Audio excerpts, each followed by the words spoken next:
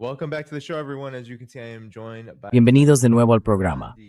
Como pueden ver, me acompaña Said Mohamed Morandi, una vez más, para analizar los últimos acontecimientos. Primero tenemos a Israel atacando a Irán. Bueno, eso es lo que Israel está diciendo al CENTCOM. El ejército israelí informó al comandante del CENTCOM, el almirante Bradley Cooper, de que Israel no necesita ni aprobación ni apoyo de Estados Unidos para hacer la guerra contra Irán. Y añadió, actualmente estamos haciendo preparativos para iniciar la guerra. Israel se está preparando para un ataque unilateral contra Irán, al concluir que Estados Unidos ya no está dispuesto a terminar la guerra en sus propios términos. Esto, según Channel 13 de Israel.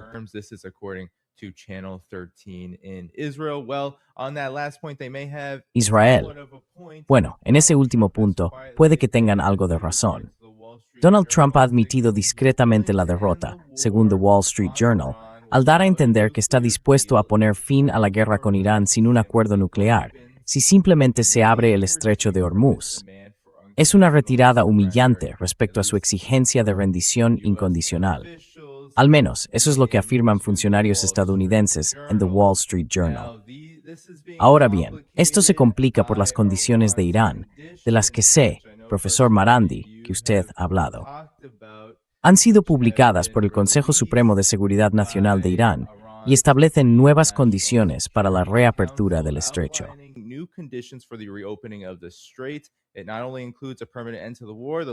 No solo incluye un fin permanente de la guerra, el levantamiento del bloqueo naval estadounidense y la retirada de las fuerzas de Estados Unidos de la región, el levantamiento de las sanciones, la devolución de los activos congelados y reparaciones de guerra. También incluye el fin de las amenazas de acción militar por parte de Estados Unidos y de todos los conflictos, incluidos Palestina, Líbano y Yemen. Así que, profesor Morandi, teniendo en cuenta estos acontecimientos, ¿qué opina de esta información de que Israel atacaría por su cuenta? Ya hemos oído esto antes. ¿Hasta qué punto se lo están tomando en serio los iraníes e Irán?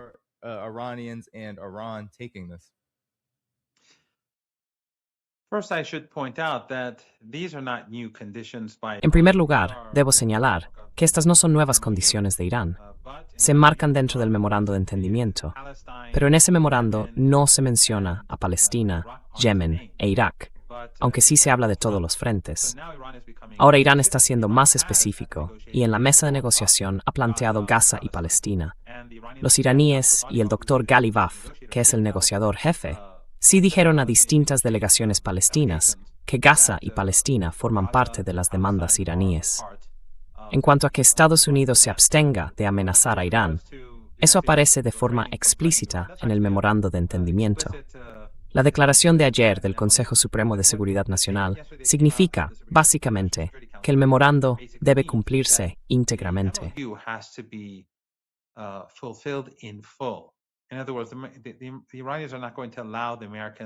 En otras palabras, los iraníes no van a permitir que los estadounidenses lo interpreten a su manera, de la forma que le gustaría a Trump. Así que dejaron claro qué significa la región. La región significa Palestina. Y ni siquiera decía Gaza, dice Palestina, dice Yemen. Así que si Estados Unidos quiere una normalización, ese es el único camino posible. Tienen que dejar de exterminar a los niños palestinos. Y tienen que poner fin al asedio y la masacre del pueblo de Yemen, que llevan produciéndose desde hace más de una década. Y el régimen saudí ha llevado a cabo un genocidio en Yemen, no muy distinto de lo que hizo el régimen israelí en Gaza, con el apoyo de Trump y de Estados Unidos, tanto antes como después del primer mandato de Trump. Así que eso ya no es aceptable.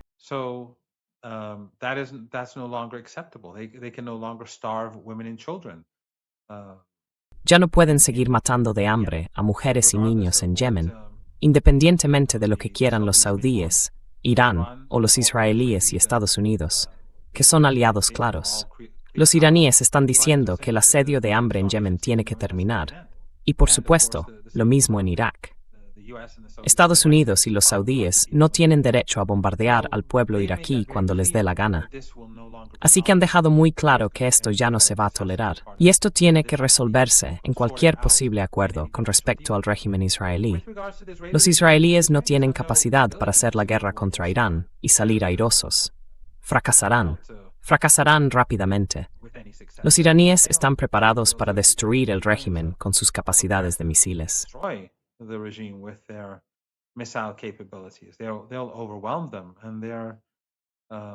Los abrumarán y su capacidad de misiles es enorme. Además, los iraníes han destruido las defensas de radar que los estadounidenses han instalado en toda la región para ayudar a Israel, en el Golfo Pérsico, en el oeste de Arabia Saudí, en Jordania y en el norte de Irak. Eso facilitará mucho que los drones iraníes alcancen sus objetivos. Pero el régimen israelí necesitará a Estados Unidos para cualquier guerra, porque los estadounidenses tendrían que repostar sus aviones de combate, igual que hicieron durante esta guerra y durante la guerra de los 12 días. Así que, si el régimen ataca a Irán, Estados Unidos tendrá que implicarse. Y si se implica, eso significa que está librando una guerra contra Irán y recibirá una respuesta militar. Pero si los estadounidenses no se implican, entonces la potencia de fuego iraní abrumará al régimen con mucha rapidez.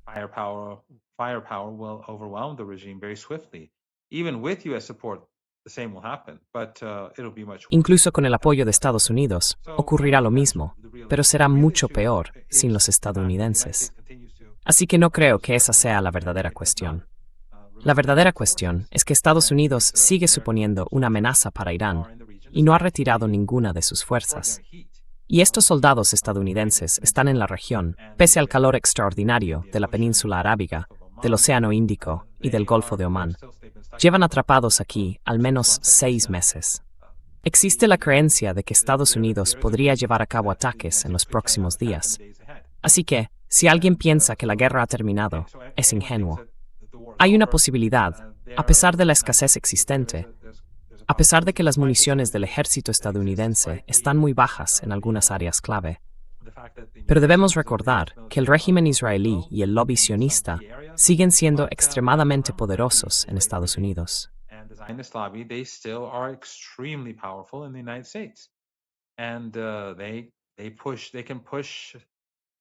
Y pueden empujar a Trump hacia la guerra. Quiero decir, no es difícil imaginar que empujen a Trump hacia la guerra. Insisto, fueron ellos quienes lo empujaron en primer lugar. Todos recordamos cómo Joe Kent, en su carta de dimisión, dijo que Irán no era una amenaza para Estados Unidos, que Irán no estaba desarrollando un arma nuclear. Esto tiene que ver con el lobby israelí, el lobby sionista y el régimen israelí. Pues bien, el lobby sionista y el régimen israelí no se han ido a ninguna parte. Así que la amenaza de guerra sigue existiendo, y los iraníes se están preparando. De hecho, creo que pronto habrá un cambio en el Consejo Supremo de Seguridad Nacional. Irán está preparado para la guerra. No significa que vaya a ocurrir, pero Irán está preparado para ella.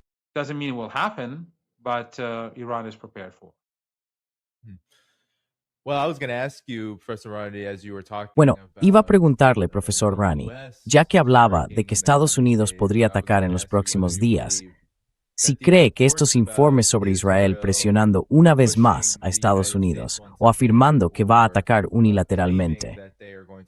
Me parece muy interesante que se use esa palabra, dado que revela literalmente que Israel y Estados Unidos están coordinándose en la guerra contra Irán.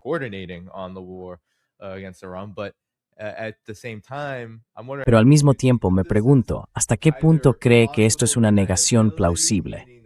Es decir, que Estados Unidos atacará en los próximos días utilizando a Israel como cobertura. O si, en realidad, está viendo que Estados Unidos quiere salir de esto y que las condiciones son muy insuficientes. Irán acaba de decir que ni siquiera está hablando ahora mismo con Estados Unidos. Así que, evidentemente, las condiciones también son muy insuficientes para Irán. Por tanto, es un auténtico dilema para Estados Unidos. Pero me pregunto hasta qué punto ve esto, como que Israel está empujando de nuevo a Estados Unidos a atacar, o como que Estados Unidos simplemente está usando esto como una negación plausible para luego sacar de Asia y de otros lugares todo lo que le queda y seguir con la guerra.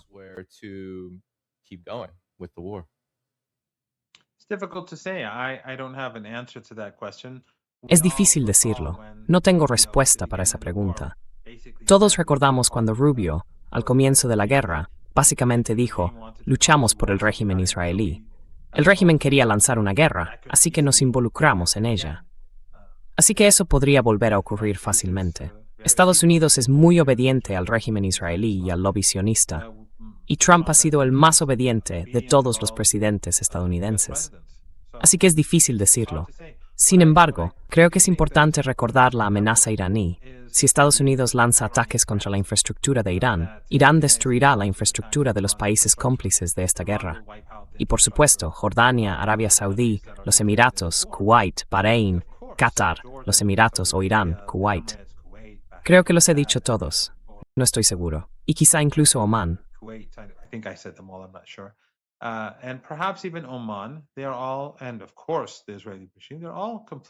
Todos ellos, y por supuesto, el régimen israelí, son cómplices en esta guerra. Así que todos forman parte de esta guerra.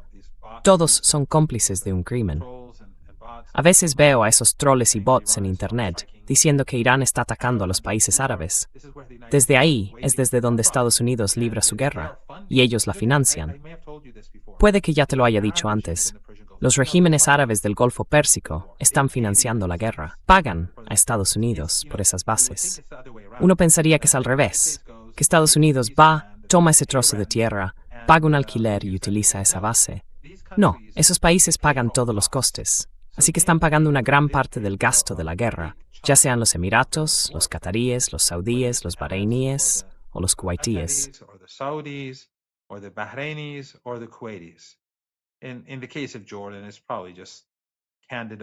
Y en el caso de Jordania, probablemente se entregue gratis a Estados Unidos, porque Jordania es extremadamente obediente a los estadounidenses. Así que todos forman parte de esta guerra, sufrirán las consecuencias. Pero no va a ser solo problema suyo. Si su infraestructura queda destruida, eso significa que sus países colapsarán. Y eso incluye a Arabia Saudí. Arabia Saudí no sobrevivirá. No creo que sobreviva. Y cuando eso ocurra, creo que está bastante claro que los mercados globales se desplomarán. Porque cuando la gente se despierte y vea en las noticias estos lugares ardiendo, eso provocará pánico en los mercados. Entonces no habrá forma de que nadie pueda impulsar los mercados ni manipularlos.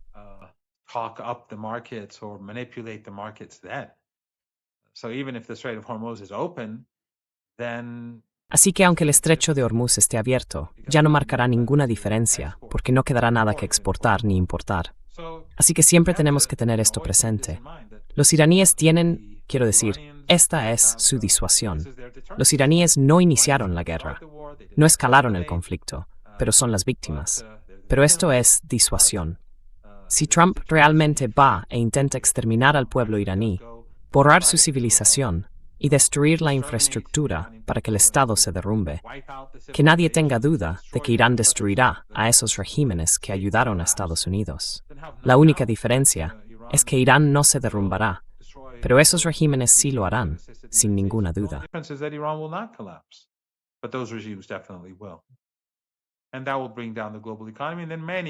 Y eso hundirá la economía mundial, y entonces caerán muchos gobiernos, incluidos muchos aliados de Estados Unidos, más allá de estos países. Así que no es, ya sabe, esta es una situación muy grave. Pero de nuevo, no sabemos si Estados Unidos va a hacer esto o no, pero no han retirado nada de la región. Todos sus recursos siguen allí. Y por supuesto, Irán está reforzando sus defensas, está construyendo nuevos misiles, nuevos drones, está ampliando sus ciudades subterráneas, ciudades de misiles, ciudades de drones. Se está preparando para una posible ofensiva terrestre. Se están preparando, pero eso no significa que Estados Unidos no vaya a emprender otra guerra de agresión.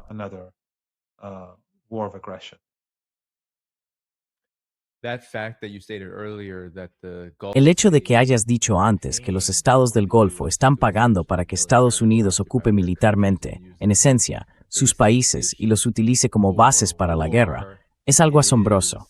y la gente debería entenderlo desde el punto de vista de la soberanía. Esos estados no tienen soberanía. Esto fue en 2020, durante la primera administración de Donald Trump. Ya casi al final, CNN informó de que Arabia Saudí había pagado, de una sola vez, $500 millones para contribuir al coste de mantener tropas estadounidenses en su país, cuando se incrementó el número de tropas de Estados Unidos estacionadas allí, unas 2,000 más. O sea, solo eso ya.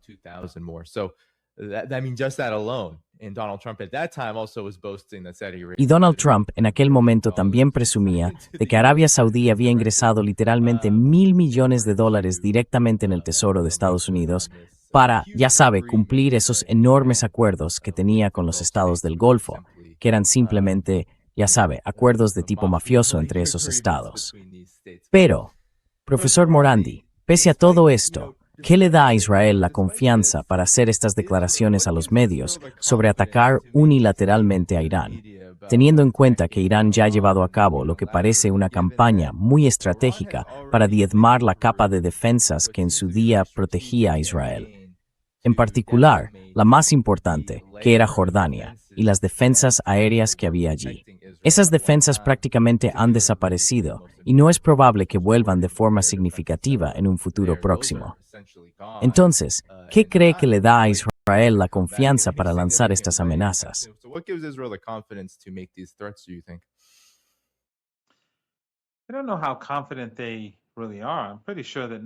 No sé hasta qué punto están realmente seguros. Estoy bastante seguro de que Netanyahu sabe a qué conducirá esto. Pero es una persona desesperada. Quiere seguir en el poder. Creo que las elecciones del régimen israelí son quizá una semana antes de las elecciones en Estados Unidos. Así que nos quedan unos 2 meses y medio hasta sus elecciones. Y él quiere, mire, hará cualquier cosa por seguir en el poder. Estas podrían ser amenazas solo para aumentar la confianza entre la población, que claramente cree que perdieron la guerra.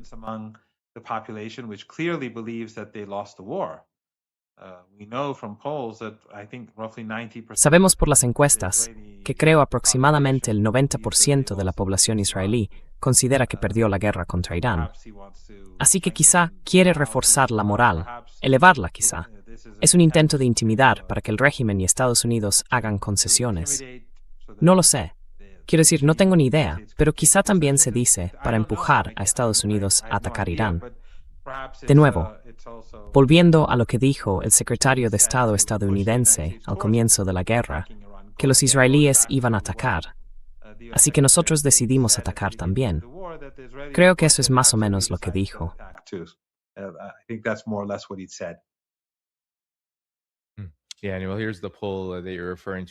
Sí, bueno, aquí está la encuesta a la que te refieres.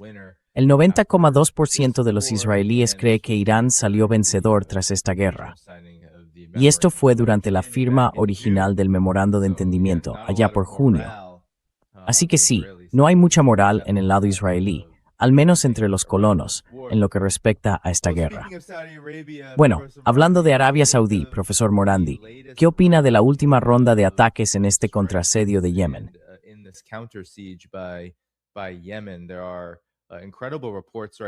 Ahora mismo, llegan informes increíbles de que Yemen no solo ha vuelto a atacar Aramco en Jizan, su refinería de petróleo, sino que ahora también ha atacado gas, la planta subterránea de gas de Saudi Aramco en Al-Jubail, Arabia Saudí. Así que hay una gran escalada allí, y de momento no hay señales de que Arabia Saudí vaya a tirar la toalla. ¿Qué opinas de todo esto?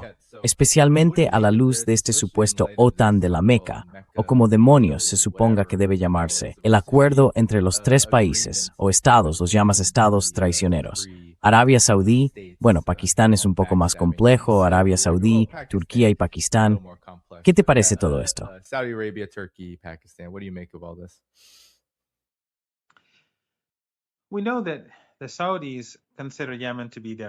Sabemos que los saudíes consideran Yemen su patio trasero, algo que por supuesto Yemen no acepta. Yemen es una civilización antigua, es un estado civilizatorio. Existe desde mucho, mucho antes de que Arabia Saudí existiera siquiera. Muchas veces antes, muchísimas veces antes. Así que los saudíes han intentado matar de hambre a Yemen desde 2015 y masacrarlo hasta someterlo. Lo que hicieron en Yemen en 2015, con el visto bueno de Obama, no de Trump, no fue muy distinto de lo que el régimen israelí hizo en Gaza. Y este fue uno de los grandes crímenes de nuestro tiempo. La única diferencia fue que los ataques genocidas se llevaron a cabo en silencio. Apenas hubo noticias.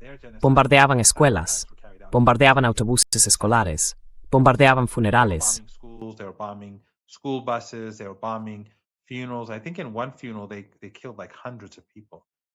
Creo que en un solo funeral mataron, no sé, a cientos de personas. Mataron de hambre a la población. Buques estadounidenses y de otros países en el Mar Rojo bloqueaban a los barcos que llevaban alimentos o medicinas a Yemen.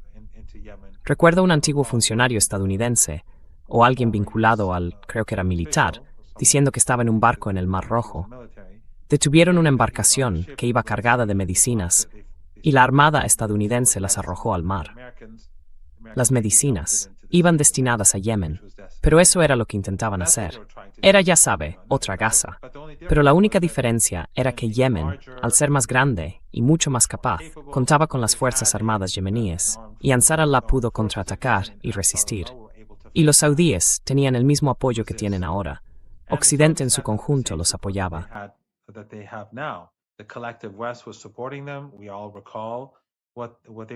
Todos recordamos lo que estaban haciendo, y entonces la región los apoyaba.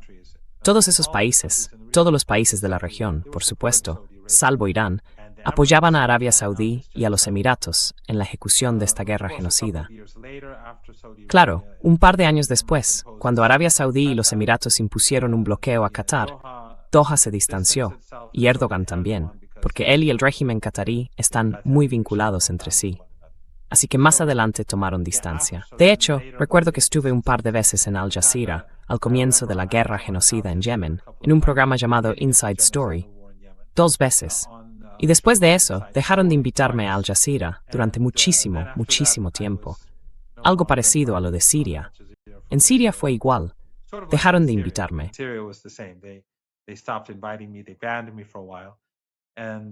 Me prohibieron durante un tiempo, y después de Yemen fue igual.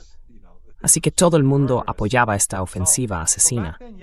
Bueno, entonces Yemen era más débil que ahora, y Arabia Saudí era más fuerte, y Arabia Saudí era más rica, y Arabia Saudí no se enfrentaba a las circunstancias a las que se enfrenta hoy. Así que si algún país ayuda a Arabia Saudí en esta guerra, no va a conseguir que le vaya mejor que entonces.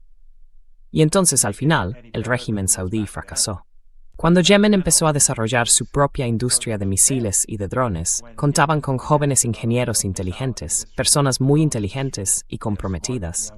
Por supuesto, Irán ayudó, pero los yemeníes la convirtieron en una industria autóctona y construyeron sus propias bases subterráneas.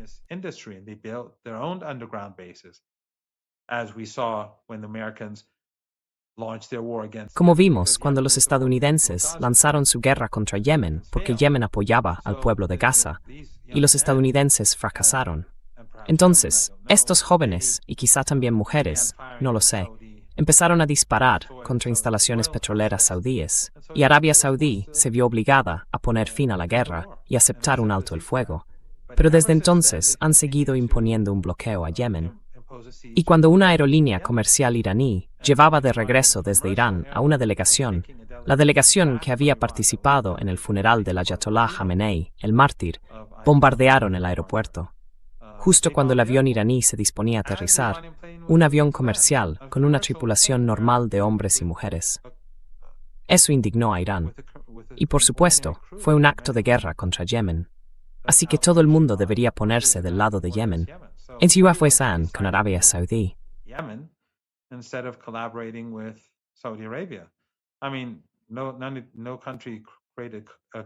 Quiero decir, ningún país creó una coalición con Arabia Saudí por Gaza, por Líbano o por Siria.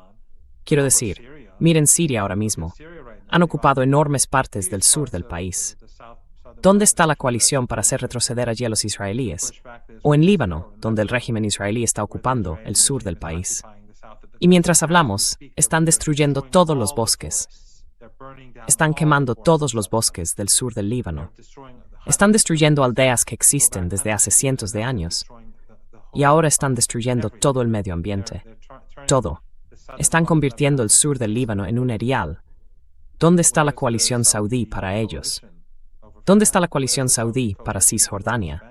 Así que estas coaliciones solo se crean contra los enemigos de Estados Unidos. Debe de ser alguna coincidencia.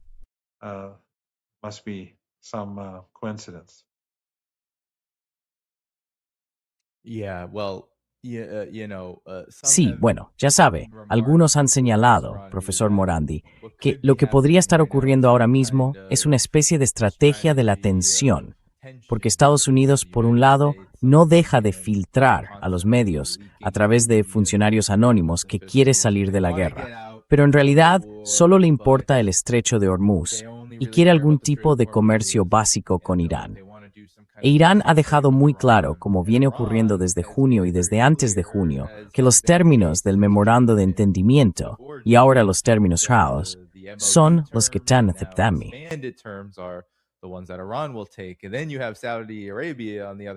Y luego tienes por otro lado a Arabia Saudí e Israel, cada uno implicado en su propia forma de agresión o en ambos casos en una combinación de agresión y, ya sabes, belicismo abierto, como vemos contra Yemen. Así que ¿crees que mucha gente piensa que Estados Unidos y Donald Trump están intentando hacer taco para salir de esto, pero el panorama no parece respaldarlo? Entonces, ¿cómo ves tú la situación? ¿Hacer taco para salir de la guerra? ¿Hacer taco para salir de la guerra? Ah, taco, sí, sí. Creía que has dicho convencerlos de que no lo hicieran.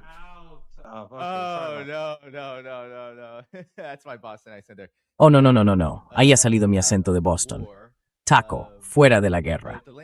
Pero, una vez más, el panorama no parece respaldar esto, pese a todos los informes. Entonces, ¿cómo ve el panorama general? Porque ahora incluye a Turquía y Pakistán. Están en ese llamado Pacto de Defensa de la Meca. Pero el panorama no respalda lo que Irán había dicho al respecto, que era que apoyan alianzas de seguridad independientes y demás. Eso solo puede ser positivo. Para el tema parece indicar que Iran está ofreciendo constantemente empujar esos vasallos, esos aliados indirectos, a asumir Maga. ¿Qué opinan esto?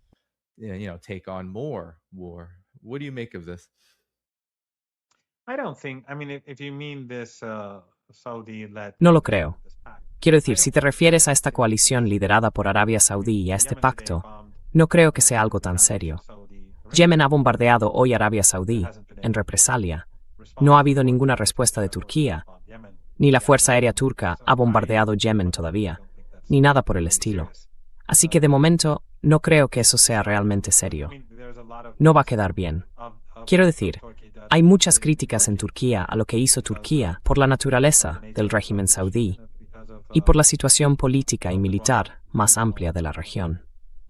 Así que no lo veo realmente como un gran asunto, aunque sí creo que las posibilidades de una guerra, quiero decir, de un asalto bélico activo por parte de Estados Unidos, son bastante reales.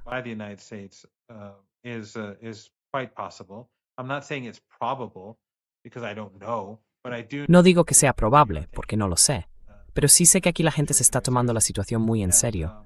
Y por supuesto, Estados Unidos, como siempre, tiene recursos desplegados en Arabia Saudí, en los Emiratos, en Kuwait, en Bahrein, en Qatar, en Omán y en Jordania.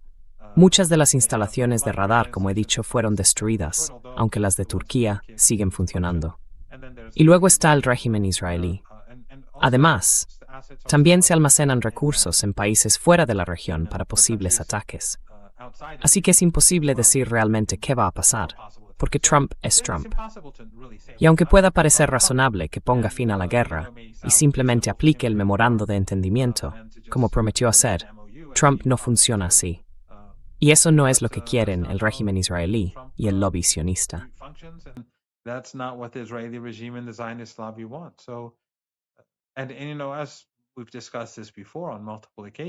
Y como ya hemos hablado de esto en varias ocasiones, cada día que pasa la situación económica mundial empeora. Ha ido más despacio de lo que pensaba hace 4 o 5 meses, pero sigue avanzando en esa dirección. Sobre todo ahora que el Mar Rojo está cerrado al petróleo saudí. Quiero decir, el estrecho de Bab el-Mandeb está cerrado, y los saudíes están siendo atacados en represalia por sus ataques. Eso ha reducido aún más sus exportaciones de petróleo, y los Emiratos tampoco están exportando petróleo ahora mismo. Así que la situación está empeorando rápidamente, pero más despacio de lo que, al menos yo, anticipaba hace 2 o 3 meses.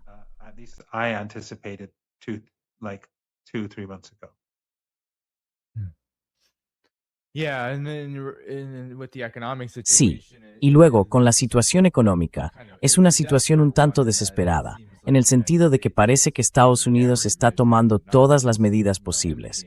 No solo está vaciando sus reservas, sino que también está trabajando con varios países, especialmente en Asia, para intentar sobrellevar esto. Así que eso explica parte de la ralentización allí.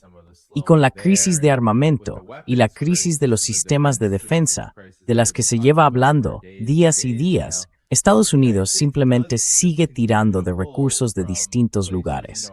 Creo que gran parte de la gran crisis de escasez para el imperio estadounidense es que cuanto más tiempo siga enfrentado a Irán, más se alejan esos sueños de algún tipo de confrontación con China y Rusia. Sueños que siempre fueron, creo, increíblemente fantasiosos y catastróficos, incluso de contemplar. Pero aún así, hay muchos neoconservadores que quieren esto.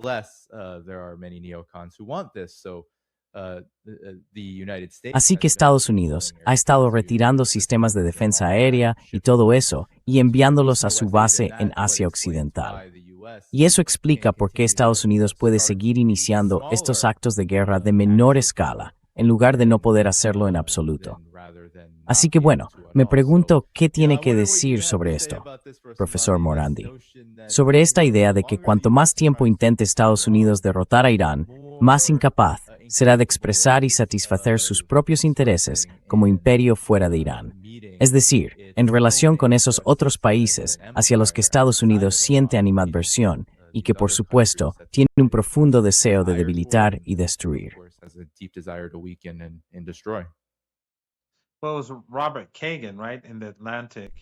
Bueno, fue Robert Kagan, ¿verdad? En The Atlantic, quien escribió ese artículo diciendo que esta había sido la mayor derrota de Estados Unidos jamás sufrida, mayor que Vietnam por muchas razones. Bueno, eso fue antes del último capítulo de la guerra. Fue antes de que Estados Unidos reanudara la guerra, después de violar el memorando de entendimiento. Y este último capítulo no le fue bien a Estados Unidos. De hecho, fue peor que los 40 días de combates, porque los misiles y drones iraníes estaban golpeando con fuerza por todas partes. Y Estados Unidos no estaba logrando ningún éxito en el estrecho de Hormuz, mientras intentaba abrir el estrecho. Así que la situación actual para el régimen de Trump es peor que cuando se escribió ese artículo.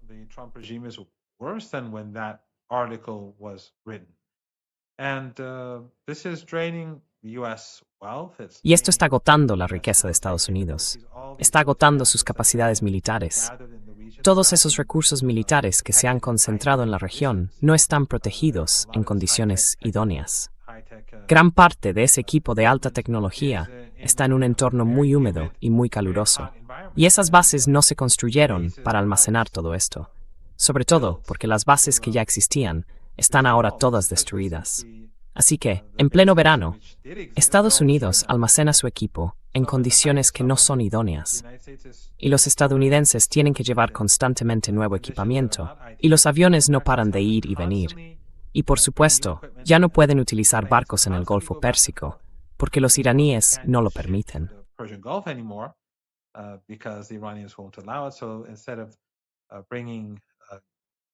Así que, en lugar de transportar mercancías por barco, tienen que enviarlas en avión.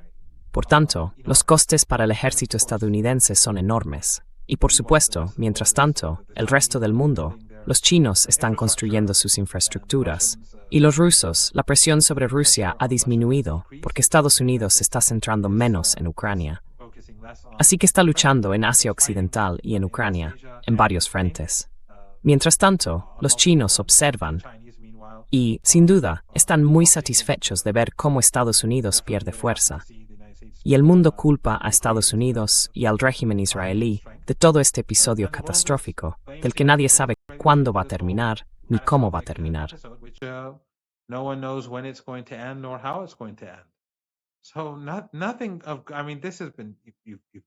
Bueno, nada. Quiero decir, esto ya lo han hablado antes, y vuestra audiencia puede describir la situación mejor que yo. Todos están políticamente informados, pero cada día que pasa, las cosas no hacen más que empeorar para Estados Unidos. Y por cierto, ahora también hay que tener en cuenta a Japón, el mercado de bonos. Y luego, ya saben, Trump, cuando fue a la región del Golfo Pérsico, esperaba que estos países, desde el principio, quiere exprimir a estos países todo lo posible. Y quería que contribuyeran a la industria de la inteligencia artificial en Estados Unidos, y que enviaran billones de dólares a Estados Unidos.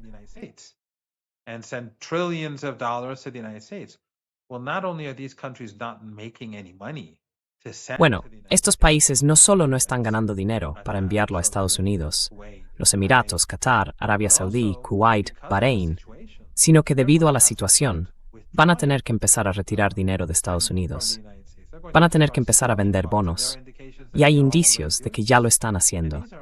Y son sociedades que, ya sabe, consumen mucho más que cualquier otro país. Quiero decir, más que cualquier otro país asiático, africano o europeo. Consumen muchísimo.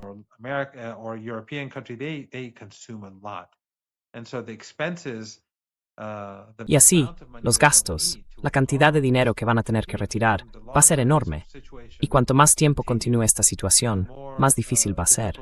Algunos tienen más, pero otros no tienen tanto. Los saudíes no son tan ricos como mucha gente cree. Han malgastado mucho dinero en la guerra genocida contra Yemen. Malgastaron mucho dinero en esos megaproyectos, The Line y todas esas otras cosas absurdas. Y por supuesto, todos estos países tienen familias reales que se llevan miles y miles de millones de dólares. Así que esto no es bueno para Estados Unidos.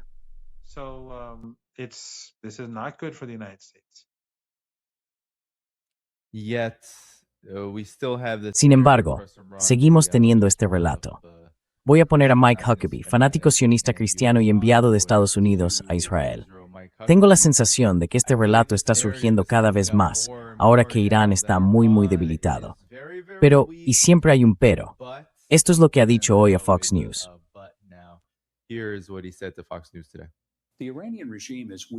El régimen iraní está más débil de lo que ha estado en 47 años. El daño y el sufrimiento que se les ha infligido no son imaginarios. Su capacidad para fabricar un arma nuclear se ha visto muy retrasada. Pero su capacidad misilística, por desgracia, ha crecido. Y en un año han pasado de poder lanzar un misil balístico a 2.000 kilómetros a superar los 4.100 kilómetros. Every que pasó por cualquier ciudad de gran parte de Europa, Londres, París, Berlín, Roma, todas esas ciudades están ahora en el punto de mira de Irán.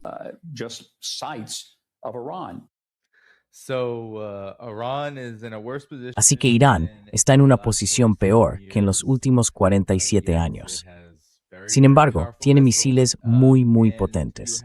Y ahora tenemos, este es el último informe de The Washington Post, que el Pentágono está presionando a las empresas de defensa para que fabriquen armas más rápido, mientras la guerra de agresión contra Irán agota las reservas. Y según el subsecretario de Defensa, Steve Feinberg, les está diciendo a los fabricantes de armamento que esperar años para aumentar las municiones y completar su producción sencillamente no sirve. Así que, profesor Morandi, ¿qué opina de estas contradicciones?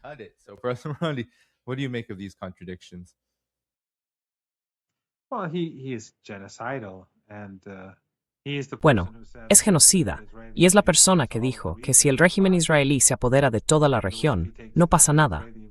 Es decir, si el régimen israelí se apodera de Jordania y de partes de Egipto, Siria, Líbano, Arabia Saudí, Irak y Turquía, y crea el Gran Israel, no pasa nada. Y por supuesto, los métodos serían los mismos que vemos en Gaza, los métodos que se están utilizando, y Estados Unidos lo apoyaría plenamente. Así que, ya sabe, nos enfrentamos a fuerzas realmente malvadas, una maldad real cuando se trata de las élites de Washington. Pero quiero decir, llevamos a Irán está al borde del colapso.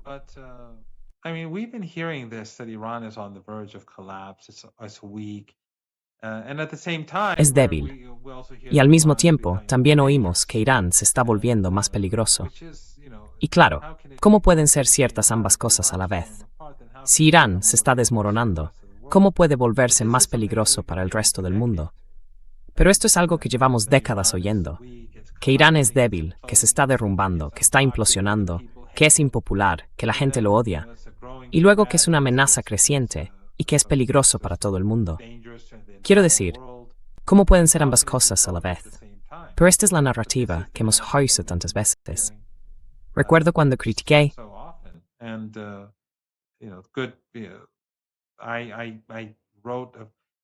un par de esas memorias falsas sobre Irán que se escribieron, y yo escribí un par de artículos que se publicaron. Abordé estas cuestiones.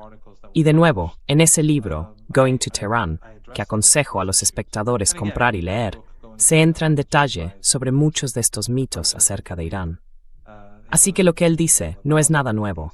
Es algo que se ha dicho, especialmente en los medios generalistas, desde que yo era adolescente.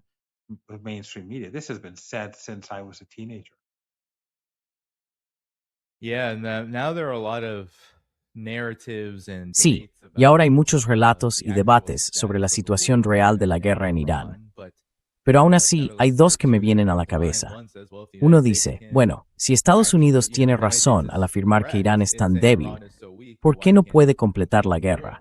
¿Por qué no puede terminarla en condiciones favorables para sí mismo?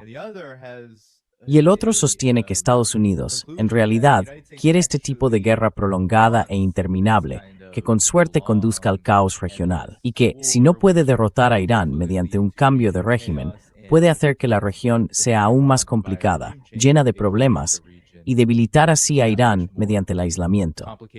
Pero de nuevo, ¿qué opinión le merece este tipo de debate? Porque creo que parte de él tiene que ver con negar que quizá Irán esté en una posición más favorable que antes de la guerra, pese a los sacrificios, que por supuesto hay que reconocer. Pero ¿qué le parece?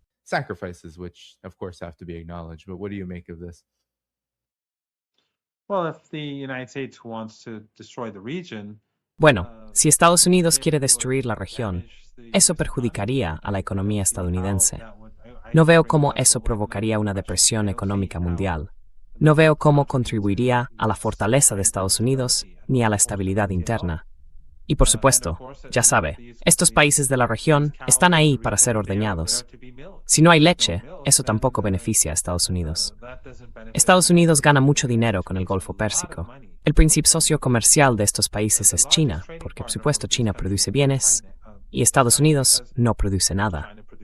Pero compran armas que evidentemente no saben utilizar.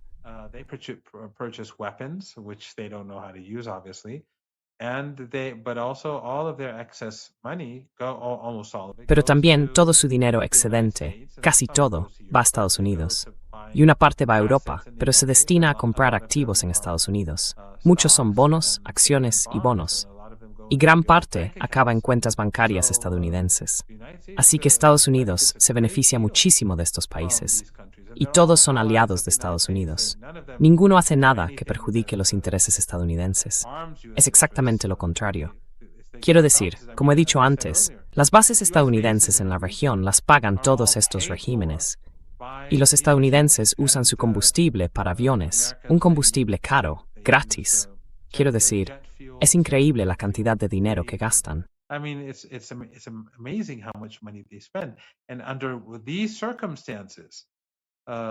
Y en estas circunstancias en las que hay guerra, los gastos son mucho mayores. Así que ya sabe, estos países están aportando muchísimo. Por eso no creo que eso sea cierto. Creo que lo que quieren hacer Estados Unidos y el régimen israelí es debilitar a Irán, porque Irán es el único país que apoya al pueblo palestino. A nadie más, a ningún otro país, le importa. Ya sabe, Turquía transporta petróleo al régimen israelí, incluso durante todo el genocidio. Así que Erdogan, obviamente, ya sabe. Y todos estos países participaron en esa farsa en Egipto y respaldaron el alto el fuego de Trump en Gaza, el falso alto el fuego. Y todos elogiaron a Trump y blanquearon sus crímenes.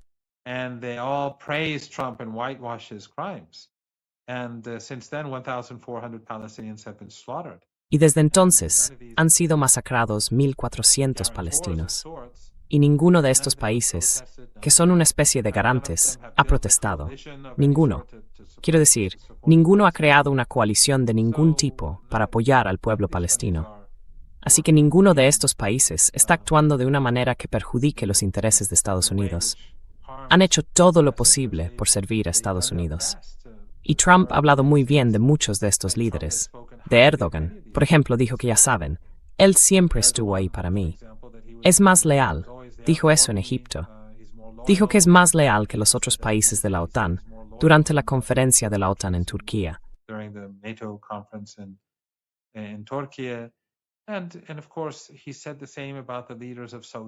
Y por supuesto, dijo lo mismo de los líderes de Arabia Saudí, Qatar y los Emiratos, y de lo fantásticos que han sido durante la guerra, y de cuánto han ayudado a Estados Unidos en sus bombardeos genocidas contra escuelas, hospitales y bloques de viviendas por todo Irán. Así que, bueno, no me parece un argumento válido. Si estos países quedan destruidos, la economía estadounidense sufriría un golpe muy duro. Y creo que, como he dicho, habrá una depresión económica. ¿Eso crearía estabilidad en Estados Unidos o crearía inestabilidad en Estados Unidos? Así que no compro ese argumento.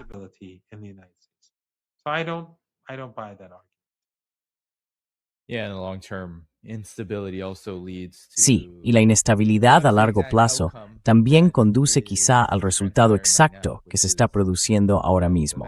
Es decir, que finalmente surge la resistencia, y ahora Irán representa su máxima expresión. Y allí no va bien en muchos aspectos, incluida esta noticia de última hora, supongo que podemos llamarla así, de que Barak Ravid, como yo le llamo, nuestro reportero favorito de Axios, de la unidad 8200 del Mossad, dice que Trump le ha dicho que se está poniendo totalmente en plan generación Z y que ahora está rebajando el tono con Irán, dando a entender que está dispuesto a permitir que la presión económica sobre Irán expulse al presidente Rouhani. ¿Cómo se puede traducir eso?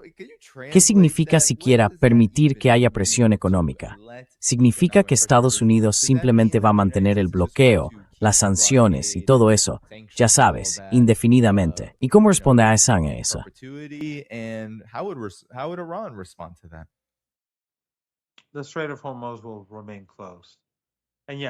El estrecho de Hormuz seguirá cerrado. Y sí, creo que eso es lo que está diciendo, que este es el camino, que no atacará a Irán, pero mantendrá el asedio, lo cual, por supuesto, es un acto de guerra. Va dirigido contra los iraníes de a pie, para matarlos de hambre. Recordad que durante el primer asedio, que duró más de 2 meses, se vio a senadores estadounidenses salir en televisión diciendo que los iraníes tenían hambre. Parecían disfrutar muchísimo con la idea de que los iraníes no tuvieran comida. Quiero decir, esta es la enfermedad de la clase Epstein. Pero eso fracasó. Ya sabes, al final Estados Unidos firmó el memorando de entendimiento. Y es realmente interesante, Dani. Realmente interesante. ¿Has oído algún medio de comunicación?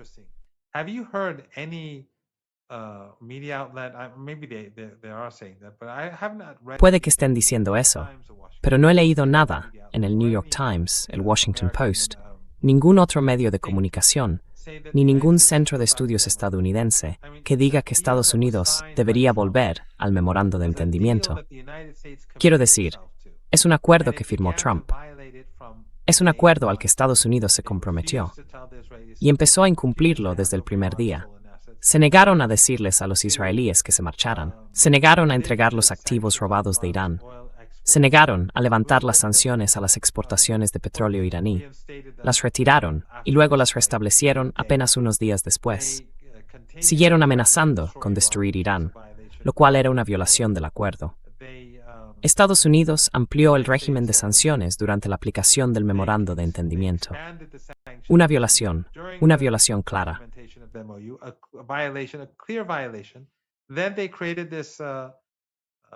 Luego crearon esta ruta en el estrecho de Hormuz, este corredor.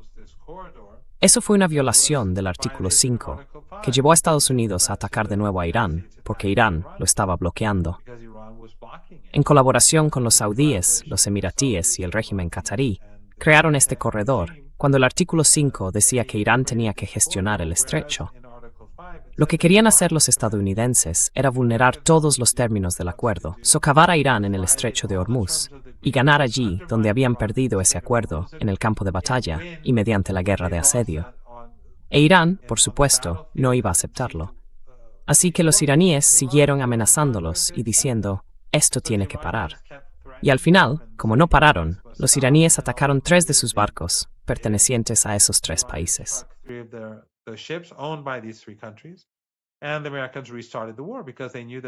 Y los estadounidenses reanudaron la guerra porque sabían que esta conspiración había fracasado.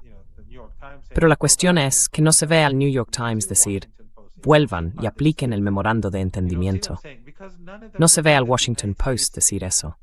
Tampoco se ve a los analistas decirlo, porque ninguno de ellos cree que Estados Unidos tenga que cumplir sus compromisos. Estados Unidos está por encima de la ley. Puede firmar un papel hoy y hacer la guerra mañana. Puede negociar hoy y planear en secreto una guerra para mañana. Esto no es solo cosa de Trump. Todo el establishment político de Estados Unidos actúa al margen de la ley. Ayudaron a crear la ley de la selva, y eso funcionó en Venezuela, pero no funcionó con Irak.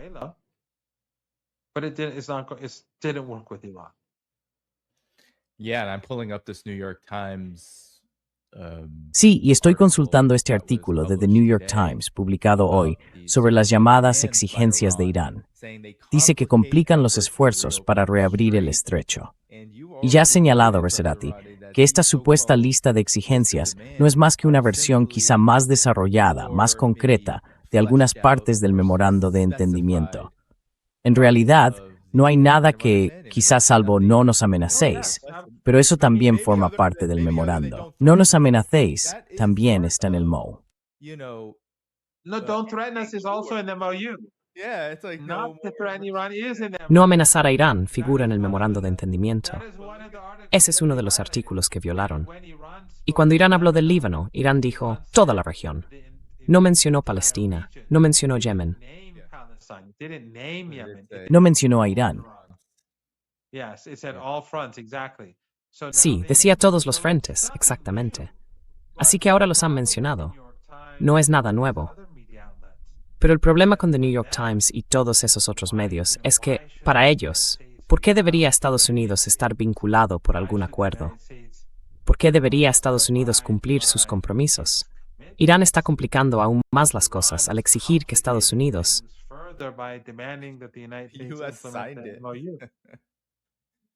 Estados Unidos lo firmó. Sí, Estados Unidos lo firmó. Esa es la cuestión. Una cosa es que quiera ser tan subjetivo y anti-iraní, o lo que sea, como siempre lo será la prensa occidental dominante como The New York Times, mientras esté organizada como lo está para ser, ya sabes, portavoz de la maquinaria de guerra.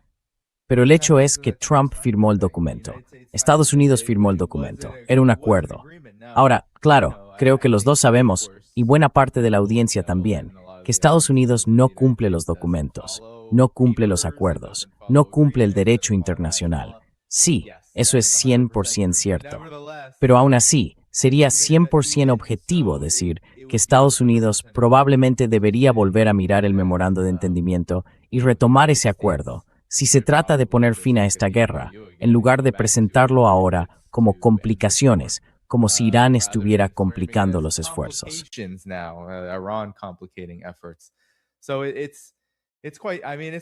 Así que es bastante, quiero decir, es bastante impactante. Creo que vamos a seguir viendo este baile como hemos visto en todas las guerras. A los grandes medios les encanta fingir, cuando les conviene partidistamente, que se oponen a las guerras cuando ya no es popular aferrarse a ellas y defenderlas. Pero en cuanto tienen alguna oportunidad de hacerlo, lo hacen, e intentan encontrar formas más sofisticadas de hacerlo. Alguien del público ha dicho, profesor Morandi, que os manda cariño y oraciones, a usted y a mí, y que ha recibido los 2 libros que recomendó, Crisis Fabricada y Camino a Teherán. Tiene muchas ganas de leerlos. Es de Smogs Clefani. Smogs Clefani. Bueno, yo también le aconsejaría, a él o a ella, porque no pude oír bien el nombre, que compre el libro de Alastair Crooke, Resistencia, la esencia de la revolución islamista.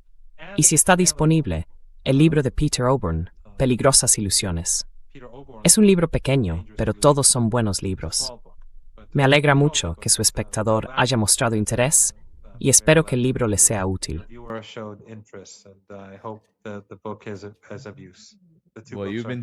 Bueno, has estado trabajando mucho para nosotros, Ronnie, porque recibes recomendaciones de libros constantemente. Así que espero que la gente tome nota y empiece a buscar algunos de ellos. Y la cuestión es que estos son libros escritos por, quiero decir, no son iraníes. No son, ya saben, terroristas y gente malvada como yo. Son personas que están en Occidente, gente que ha trabajado en la Casa Blanca, o Alastair Crooke, que estuvo en el gobierno, y Peter O'Bourne, que es un periodista muy conocido en el Reino Unido, y Gareth Porter, que también es un escritor muy conocido. Lo digo para que nadie pueda decir que esto es propaganda.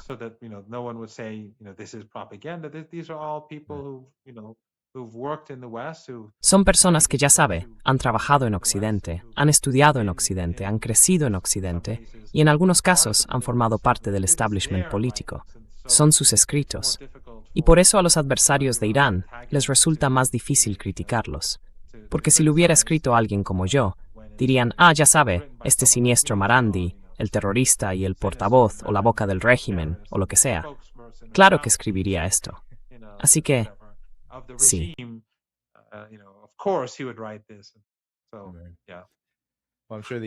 Estoy seguro de que la audiencia espera con gran expectación tu libro, cuando quiera que vaya a publicarse.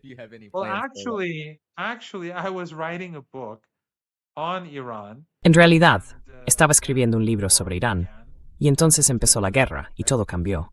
Hice una serie, si lo recuerdan, en Al Mayadeen TV, a partir de parte del material del libro en el que estaba trabajando. Se llamaba Desmitificando Irán, y creo que han puesto un enlace debajo de este vídeo.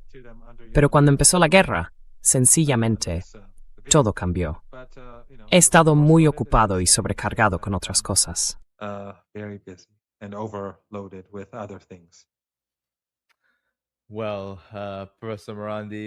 Bueno, profesor Marandi, esperemos que las cosas vuelvan a calmarse, porque estoy seguro de que la gente está muy interesada en ese trabajo cuando pueda retomarlo. Pero quiero dar las gracias a todos. Aquí dice, misoginia justificada. De acuerdo. Fue un placer para nosotros alojar al equipo iraní de fútbol durante el Mundial. Les enviamos cariño y oraciones desde México. Es muy bonito.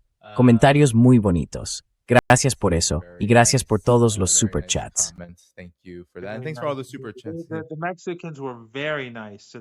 Los mexicanos fueron muy amables con el equipo iraní.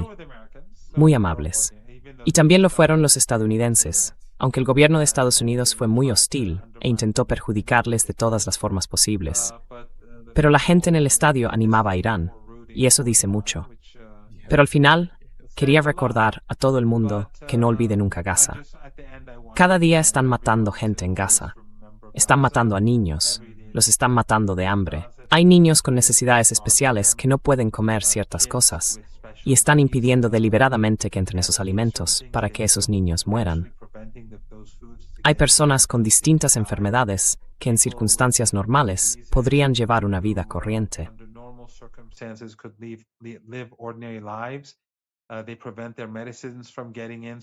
Impiden que les lleguen los medicamentos para que mueran, porque quieren reducir la población.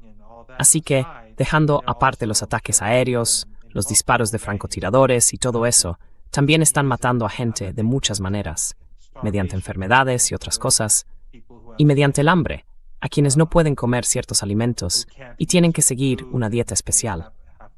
Intentan deliberadamente matar de hambre a estas personas, y lo consiguen. Así que debemos recordar Gaza, siempre, siempre, siempre, todos los días, y seguir recordándole a la gente el genocidio, para que aumente la presión contra el régimen sionista, el lobby sionista, y para que más personas despierten a lo que realmente está pasando.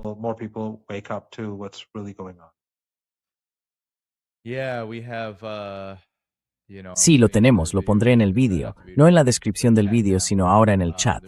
Sigue habiendo muchísimos presos, presos palestinos, presos políticos, muriendo en prisión. Sí, muriendo. Así que ahora hay un enlace en el chat a una buena organización que también apoya a los presos. Y esto llega después de los informes, como sabéis, de que Israel ni siquiera está cumpliendo los endebles, por no decir abiertamente insultantes y contraproducentes, llamados 15 puntos. El supuesto proceso para poner fin a la guerra de Gaza, sea lo que sea esa junta de paz, sea lo que sea esa cosa. Whatever that board of peace, whatever that thing is, Israel has just announced that they are not going to ease. Israel acaba de anunciar que ni siquiera van a reconocer eso. Así que, una vez más, esto va a ser un gran problema durante mucho tiempo, dado el apoyo directo de Estados Unidos al régimen genocida. Así que hacedlo, echadle un vistazo. Y sí, ha sido un gran programa, profesor Morandi. Gracias, Barton. Quiero dar las gracias a todos los que enviaron un super chat. Por cierto, os he sacado a todos. Este era muy gracioso. Low keying it es exactamente lo que diría un boomer. 44421. Es muy gracioso. Pero bueno, dadle al botón de me gusta. Gracias a Gabriel por el super chat. Y gracias a los moderadores que moderaron. Thanks to Gabriel Super Chat. Thanks to the moderators who moderated. You can hit the like button to keep the show going. Podéis pulsar el botón de me gusta para que el programa siga adelante cuando terminemos aquí. En la descripción del vídeo de abajo también tenéis todas las formas de apoyar el programa. Patreon, Substack y muchas más. Mañana vuelvo con nuestro amigo común, Patrick Henningsen, a las 2 de la tarde, hora de la costa este, el 10 de agosto, para otra actualización en directo. Así que estad ahí. Y tengo otro super chat aquí que voy a abrir. Kevin, muchas gracias. Bueno, cuidaos todos. El profesor Morandi y yo nos vamos a ir. Tiene una cita, así que vamos a salir de aquí. Muchas gracias. Pulsad el botón de me gusta y nos vemos la próxima vez. Adiós, adiós. Next time. Bye-bye.